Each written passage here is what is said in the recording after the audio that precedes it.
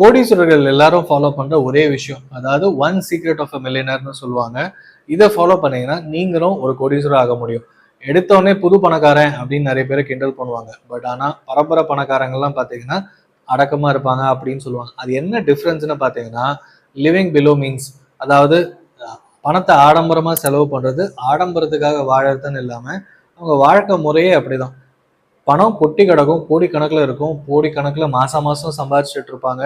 But ஆனா அவங்க வாழ்ற வாழ்க்கை பார்த்தீங்கன்னா சாதாரணமா இருக்கும். எப்பயும் போல நம்மள மாதிரி தான் இருப்பாங்க. பட் ஆனா புது பணக்காரங்கன்னு பார்த்தீங்கன்னா புது வாட்சு, ஸ்டைலான காரு, அப்படி இப்படின்னு எக்கச்சக்கமா செலவு பண்ணுவாங்க. அப்பப்போ மொபைல் மாத்துறது, கார் மாத்துறது, அண்ட் பெரிய இடத்துல போய் டைன் பண்றது, அதாவது சாப்பிட்றது, ஃப்ரீக்வெண்ட் டிராவல் பண்றது, இந்த மாதிரி பணத்தை செலவு பண்ணிட்டே இருப்பாங்க. ஆனா கோடீஸ்வரர்கள் பார்த்தீங்கன்னா அவங்க பணத்தை மாசம் எவ்வளோ சேவ் பண்ணணும், இன்வெஸ்ட்மெண்ட் பண்ணணும், மந்த்லி எக்ஸ்பென்சஸ் என்ன, அது எல்லாம் ஒரு கிளாரிட்டி அவங்க கிட்ட இருக்கும். என்னோட எக்ஸ்பென்சஸ் இவ்வளோதான், இதுக்கு மேலே எனக்கு தேவையில்லை அப்படின்றதும் இருந்தாலும் சரி, வெளியில போய் தான் சாப்பிடணும், அதுவும் இந்த இடத்துல போய் தான் சாப்பிடணுன்றதெல்லாம் வந்து எப்பயாவது நினைச்சா அவங்களால பண்ண முடியும். அது ஒரு மிகப்பெரிய செலவாகவே இருக்காது. பட் ஆனால் அவங்க எப்பவுமே பண்ண மாட்டாங்க. எப்போ தோணுதோ பண்ணுவாங்க. ஆனால் அது ஒரு ஃப்ரீக்வெண்ட்டாகவும் வச்சுக்க மாட்டாங்க. ஸோ நம்ம வந்து விரலுக்கேற்ற வீக்கும், அப்புறம் தகுதிக்கு ஏற்ற மாதிரி வாழ கற்றுக்கோ அப்படின்னு சொல்லுவாங்க. அதை கேட்டோன்னே நமக்குலாம் வந்து சுருன்னு ஒரு கோவம் வரும். அது எப்படி நீங்க சொல்லலாம் அப்படின்லாம். பட் ஆனால் அதோட முக்கியமான பாயிண்ட் என்னன்னா, விரலுக்கேற்ற வீக்கம் நம்மளால எவ்வளோ தாங்க முடியும், நம்மளால எவ்வளோ செலவு பண்ண முடியும், நம்ம சம்பளம் என்ன அப்படின்றது தெரிஞ்சுக்கிட்டு அதுக்குள்ள என்னோட எக்ஸ்பென்சஸ் என்ன. நீங்க ஒரு இட்லி வந்து தெரு கடையிலயும் வாங்கலாம், ஒரு குட்டி கடையிலயும் வாங்கலாம், ஒரு மிகப்பெரிய 5 ஸ்டார் ஹோட்டல்லையும் வாங்கலாம். எல்லாத்துக்குமே பார்த்தீங்கன்னா டேஸ்ட் கொஞ்சம் தான் டிஃபர், பெருசா இருக்காது. பட் ஆனா அங்க விற்கிறதுனால 5 ஸ்டார் ஹோட்டல்ன்றதுனால ரேட்டு ஜாஸ்தி, தெருக்கடையில் வாங்கும்போது ரேட்டு ஜாஸ்தி. பட் டேஸ்ட் அதுக்கேற்ற மாதிரி சூப்பராக தான் இருக்கும் எல்லா இடத்துலையும். கரெக்டா?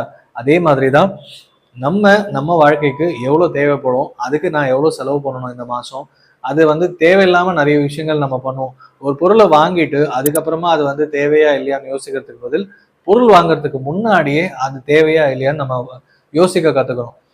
எப்போ பார்த்தாலும் மியூச்சுவல் ஃபண்டில் இன்வெஸ்ட்மெண்ட் பண்ணுங்க, எஸ்ஐபி போடுங்கன்றதை தாண்டி நம்ம வந்து வாழ்க்கைக்கு தேவையான சேமிப்பு, எக்ஸ்பென்சஸ் அது எல்லாத்தையும் தெளிவுபடுத்த கற்றுக்கணும். அதாவது ஒரு சிம்பிள் ஃபார்முலா, அதே மாதிரி லிவிங் பிலோ மீன்ஸ்ன்னு சொல்லிட்டேன், அது கூடவே ஒரு சிம்பிள் ஃபார்முலா அட்டாச்டு பார்த்தீங்கன்னா, இன்கம் என்ன, அதில் நான் முதல்ல சேமிக்கணும். Income minus savings equal to expense.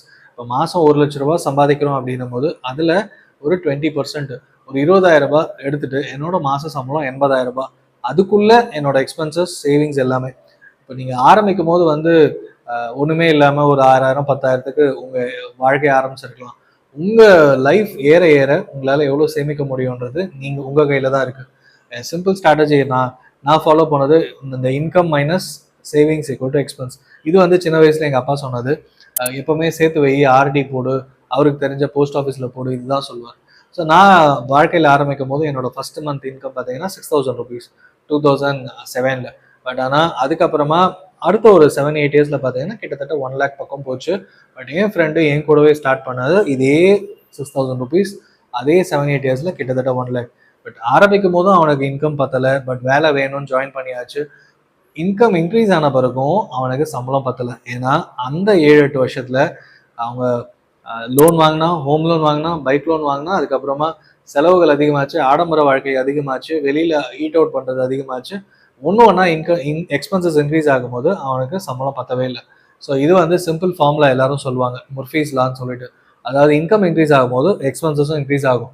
So நீங்க இன்கம் எவ்வளோ இருக்கு, நான் இந்த இன்கம் இன்க்ரீஸ் ஆனா நான் சேவ் பண்றேன், இந்த லெவல் இன்கம் சம்பாதிச்ச பிறகு நான் இன்வெஸ்ட்மெண்ட் பிளான் பண்றேன் அப்படின்னு யோசிக்கிறதுக்கு பதில் இப்பவே ஸ்டார்ட் பண்ணுங்க, நல்லதா ஸ்டார்ட் பண்ணுங்க. நம்ம போன வீடியோல மியூச்சுவல் ஃபண்ட் எப்போ ஆரம்பிக்கலாம், எப்படி ஆரம்பிக்கலாம்னு சொல்லியிருந்தோம். அந்த வீடியோ போய் பாருங்க. உங்களுக்கு ஏதாவது வேணும்னா கீழே கமெண்ட் பண்ணுங்க, சிஆர்எம் லிங்க் கொடுத்துருக்கேன், அதுலயும் போய் பாருங்க.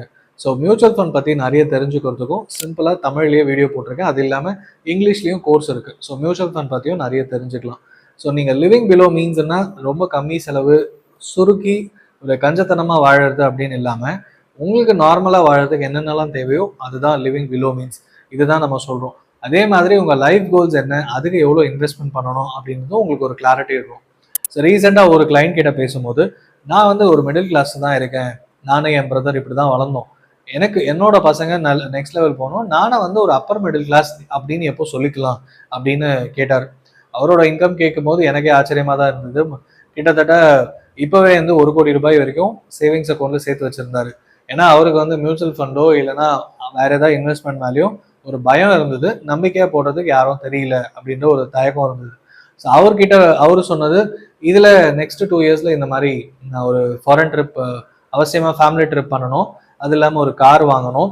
அண்ட் 2 பசங்களுக்கும் நான் ஆல்ரெடி சிங்கப்பூர்ல ஒரு பாலிசி எடுத்து வச்சிருக்கேன். அந்த பணம் இருக்கு. அது இல்லாம எனக்கு இதெல்லாம் பசங்களுக்கு செய்யணும். இது வந்து என் ஃபேமிலிக்கு, இது வந்து என் பிரதர் ஃபேமிலிக்கு அப்படின்னு ஒரு கிளாரிட்டியா சொன்னாரு. அதுக்கான பணம் அலோகேட் பண்ணி long term investment as well as monthly இன்கமும் அவருக்கு அதிகமா இருக்கும்போது மந்த்லி என்ன பண்ணலாம் அப்படின்றதையும் பிளான் பண்ணி சொல்லும்போது அப்பதான் இந்த கேள்வி. ஸோ நான் இப்போ இந்த லெவல்ல இருந்து நெக்ஸ்ட் லெவல் அப்பர் மிடில் கிளாஸை என்னால் சஸ்டைனபிளா இருக்க முடியுமா, இந்த பணம் நிற்குமா அப்படின்றது, இதுக்கு மியூச்சுவல் ஃபண்ட் யூஸ் ஆகுமா அப்படின்னு கேட்கும்போது கண்டிப்பா. ஏன்னா ஒரு இன்வெஸ்ட்மெண்ட் வந்து நம்ம முதலீடு பண்ணும்போது அது மூலமா இன்கமும் ஜென்ரேட் ஆகணும், அந்த கேபிட்டலும் வளரணும் அப்படின்றத நம்ம எதிர்பார்ப்போம். ஒரு வீடு எல்லாருமே ரெண்டல் இன்கம் வரணும், ஒரு வீடு கட்டி விடுங்க, ரெண்டல் விடுங்கன்னுவாங்க. ஸோ ஒரு சொந்த வீடு கட்டினாலும் ரெண்டல் வரா மாதிரி பண்ணீங்கன்னா உனக்கு லாபம் தானே அப்படின்னா, அந்த ரெண்டல் இன்கம் நீங்க கட்டின இன்வெஸ்ட்மெண்ட் கேபிட்டலுக்கு ஒரு 4-5% மேல வரல அப்படின்னா அது லாபகரமான இன்வெஸ்ட்மெண்ட்டே கிடையாது. பட் சர்ப்ளஸா வச்சிருக்கேன், இந்த சர்ப்ளஸ்ல இந்த பர்சன்டேஜ் ஆஃப் இன்கம் வந்தா போதும் அப்படின்னா அது ஒரு லாபகரமான investment.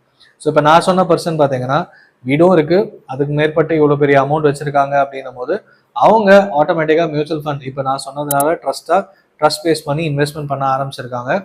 Over period of time அவங்க ரிட்டர்ன்ஸ் பார்க்கும்போது கண்டிப்பாக அவங்க ஃபினான்ஷியல் கோல்ஸ் பூர்த்தி பண்ண முடியும். இது இன்னொருத்தருக்கும் பண்ணி கொடுத்தேன் அப்படின்ற அவங்க மூலமா வந்த டெஸ்டிமோனியலை பார்த்துட்டு அதுக்கப்புறம் அவரும் பண்ண ஆரம்பிச்சிருக்காரு.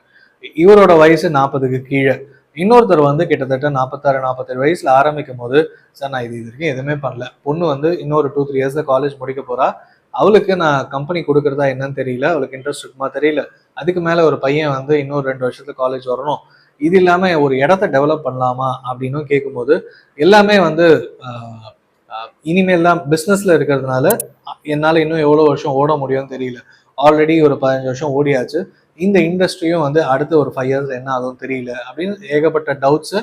பணம் வாங்கி அவர் ஆல்ரெடி வீடை லோன் க்ளோஸ் பண்ணிட்டார்.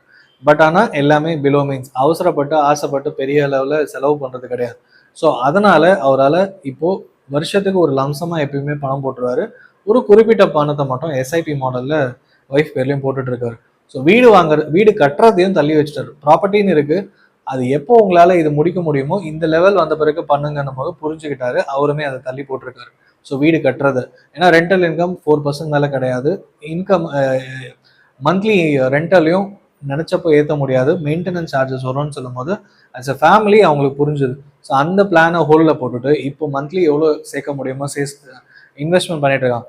ஏன்னா இன்னொரு 5 இயர்ஸ்க்குள்ள டாட்டர் மேரேஜ் இருக்கு, பசங்க படிச்சு முடிச்சு அதுக்கான செலவுகள் இருக்கு, அதுக்குள்ள ரிட்டையர்மெண்ட் ஏஜும் வந்துடும், எனக்கு அடுத்த 10 வருஷத்துக்குள்ள எனக்கு ஃபிக்ஸடா எனக்கு ஒரு அமௌண்ட் வரணும், அதுக்கு நான் எவ்வளவு முதலீடு பண்ணணும்னு ஆரம்பிச்சேன். ஸோ இந்த 2 ஸ்டோரியும் பார்த்தீங்கன்னா அவங்க வாழற வாழ்க்கை எவ்வளோ சம்பாதிச்சாலும் லிவிங் பிலோ தேர் மீன்ஸ், அவங்க நினைச்ச மாதிரி வீடு வாங்கிட்டாங்க அண்ட் பணத்தை சேர்த்து வச்சாங்க, அனாவசியமா கண்ட இடத்துல போட்டு பணத்தை டபுள் ஆக்கணும், நிறைய இடத்துல பணத்தை போட்டு டபுள் ஆக்க லாஸ் பண்ணல. அதே மாதிரி ரியல் எஸ்டேட்டு கோல்டுன்னு சொல்லி ஒரே ஆசட் கிளாஸ்லையும் பணத்தை போட்டு வைக்கல. ஸோ ரியல் எஸ்டேட்டும் இருந்தது, பணமும் இருந்தது, இப்போ ரீஅலோகேட் பண்ணி மியூச்சுவல் ஃபண்ட்ல ஈக்விட்டியில போட்டிருக்காங்க. ஸோ நீங்களும் பணத்தை சேர்த்து வைக்கிறது ரொம்பவே முக்கியமான விஷயம். அதை வந்து ரீஅலோகேட் பண்ணது எப்போனா பண்ணலாம், அது ஈஸியாக பண்ண முடியும். ஸோ கடன் வாங்காம வாழறது சாத்தியம், அதை மட்டும் பண்ணுங்க. அதுக்கப்புறமா இந்த asset allocation as well as கோல்டா ரியல் எஸ்டேட்டா ஈக்விட்டியான்றது ஈஸியாக பண்ண முடியும். ஸோ அவசரப்பட்டு கண்ட இடத்துல போட்டு பணத்தை குயிக்காக டபுள் பண்ணுறேன், என் கடனை இந்த பணம் டபுளானா அடைச்சிடுவேன் அப்படின்லாம் யோசிக்கிறதுக்கு பதில், கடன் இருக்கு அடைக்க முடியல அப்படின்ற ஒரு சுச்சுவேஷன் வந்துச்சுன்னா ஒரு நல்ல ஃபைனான்ஷியல் அட்வைசரை போய் ரீச் அவுட் பண்ணுங்க, அவங்க உங்களுக்கு ஒரு நல்ல சொல்யூஷன் கொடுப்பாங்க. அப்போ உங்களால ஈஸியாக அதுலேருந்து வெளியில வர முடியும். இல்லை நீங்க போய் மாட்டிக்கிட்டீங்க அதுக்குள்ளேயே இருக்கீங்கன்னா வெளியில வர்றது ரொம்பவே கஷ்டமாயிடும். உங்களுக்கு லைஃப்ல இன்னமும் கஷ்டமா இருக்கு, லிவிங் பிலோ மீன்ஸ் கஷ்டமா இருக்கு, இம்ப்ளிமெண்ட் பண்ண முடியாதுன்னு தோணுச்சுன்னா என்ன ப்ராப்ளம் அப்படின்றத கீழே கமெண்ட் பண்ணுங்க. இந்த வீடியோ பிடிச்சிருந்தா உங்க ஃப்ரெண்டுக்கு இதை ஷேர் பண்ணுங்க.